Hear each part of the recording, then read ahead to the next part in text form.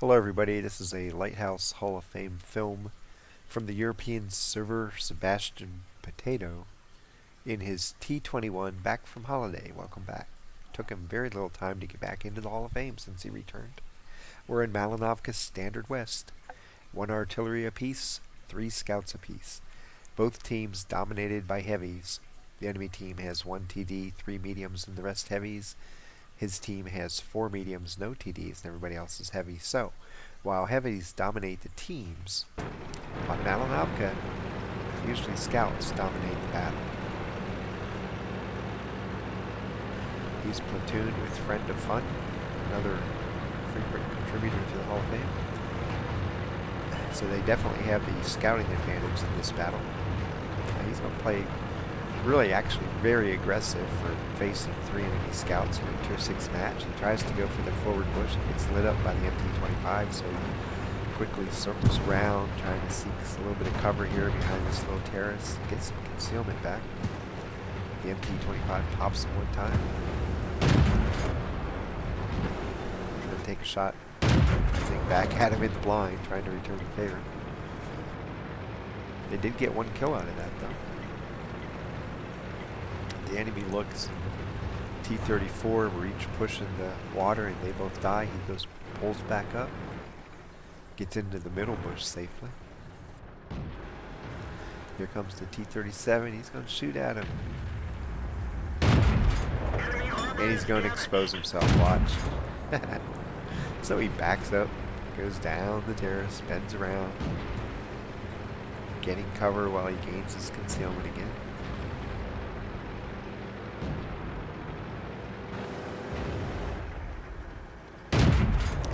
OI's sighted, and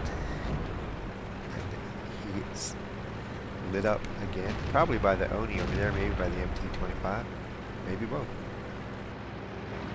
So it's back up, gain concealment again, then he's going to pull forward.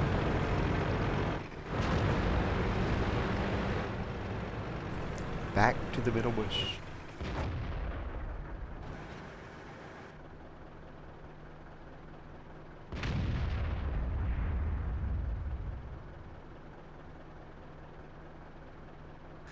Sometimes you just sit here and wait for the enemy to move. And there's the OI again. I don't know if he saw him or a Friend of Fun saw him. Ooh, and there's the Oni sitting right down at the edge of the building. So knowing the heavy's there, he's still going to fire at the OI. Gets some damage, gets spotted again, backs up. Playing very aggressively for this map against so many enemy scouts. And in reality, if you're new to scouting, you don't have a lot of experience scouting, don't play this map the way he's playing it, because you're going to die. Even if he plays this map a lot like this, he's going to end up dying a lot too. Because you can only tempt fate so often by exposing yourself up here before you get multiple hits and either severely hurt or killed. But he's one of the best scouts on European theater, so most of the time he shoots, he knows he's getting lit up, he's ready to back up right away. Didn't do it quite fast enough this time, the Oni hit him, and now, well, the OI hit him. Now he's going to have to play a little bit more cautiously, because he can't survive another hit from a heavy. The Oni is pulling right out across the middle for some reason. Delusions of grandeur, because he's not going to survive this trip.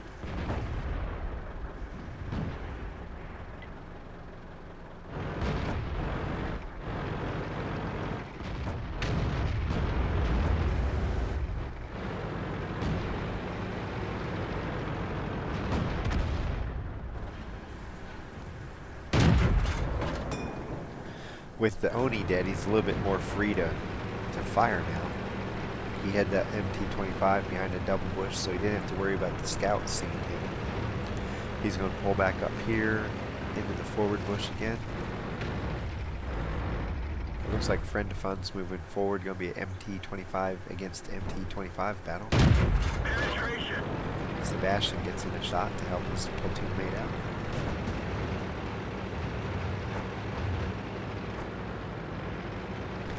trying to put himself in a position where he'll get another shot if that guy backs up a little bit.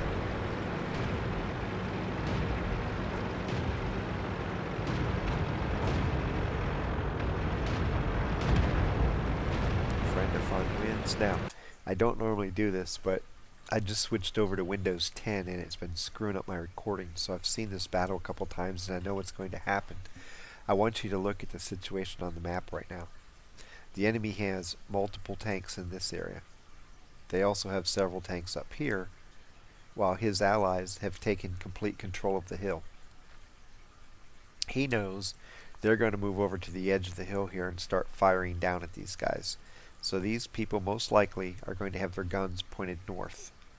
At the same time, he's probably hoping these two guys move over and make a flanking movement. So he's going to move up here, come up the ramp, and sit here and be able to shoot into the back and to the flanks of them and get free damage.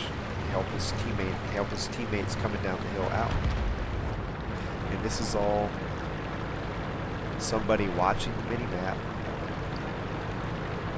assessing what it shows him and correctly analyzing what the battle's going to look like half a minute to a minute ahead, then moving into a position that allows him to exploit what's about to happen. KB3 has the back end of his tank sticking out beyond that rock, and so Sebastian's going to start piling rounds into it.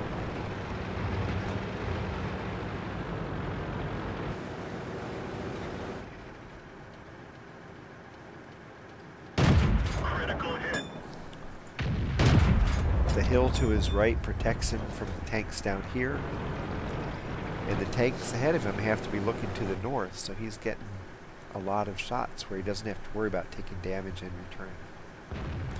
Friend of Fun setting himself up to move in on it. And they're going to tag team the guy. Friend of Fun gets the kill. Now, let's look at what's going to happen now. They have a good defensive line back here. They don't have to worry about these tanks charging across the field. They have adequate force to meet them if they do.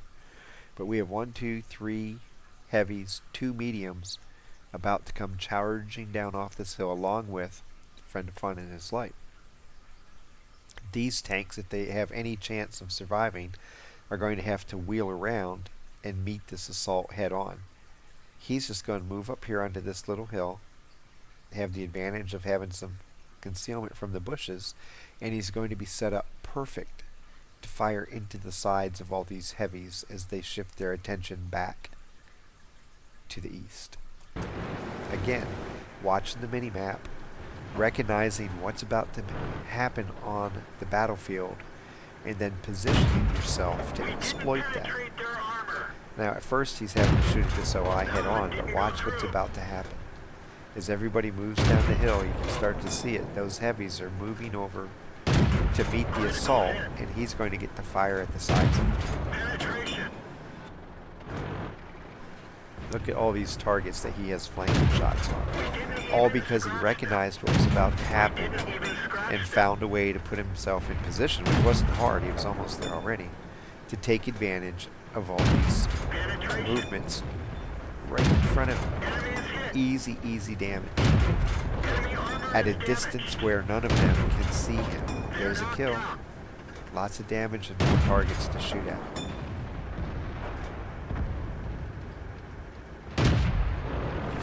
These last 2 little movements he made are great examples of not only watching the mini-map and being aware of where tanks are, but also taking that the next step further that can turn you from a good player into an extremely good, great player, and that is analyzing what the mini-map is telling you and then being able to find a way to exploit it to your team's advantage and to your personal advantage.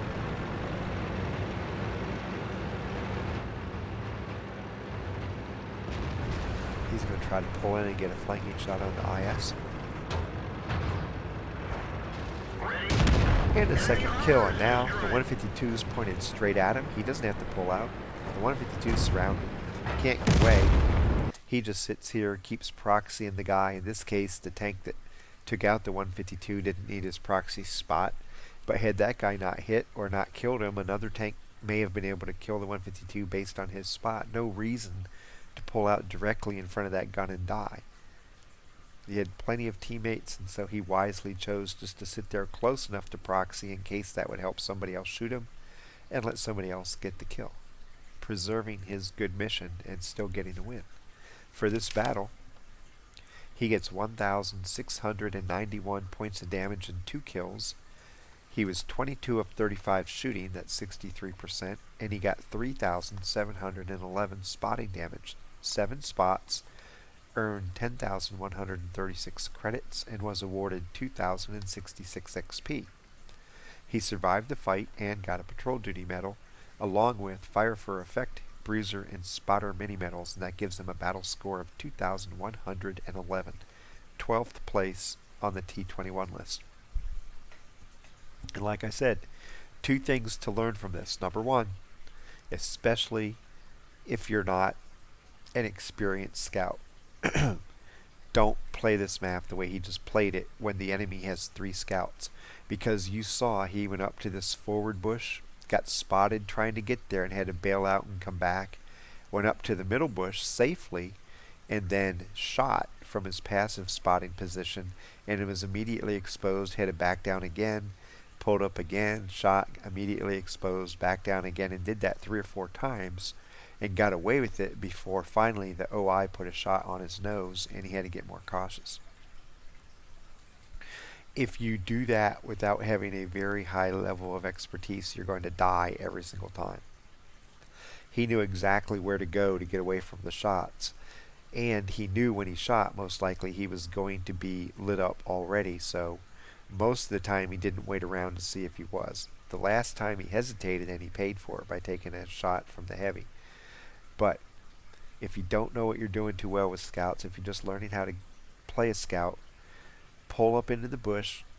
First time he got exposed, so he had to bail. The second time he got up into the bush successfully and nobody saw him. Be content with that. Don't shoot. Let your teammates do the damage. Now he was playing extremely aggressive, and he likes to play aggressive. And trust me, you're seeing this mission because he got away with it. What you don't see are the missions where he got shot and killed, because they don't make it into the Hall of Fame.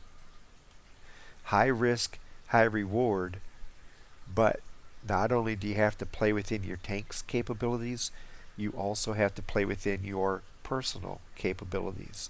If you try to pull off heroic moves that you're not really ready to do yet, you're going to pay the price more often than you're going to be rewarded. So be smart about it. It's better when you're learning how to scout to be passive and stay passive, and then as you start building up experience, take a shot here and there and start seeing what you can get away with. The second thing is, once the Oni died coming across the middle, and then he helped Friend of Fun take out the MT-25, he was watching his mini-map, and he knew his tanks on the hill were about to come down the hill and press the defensive force here.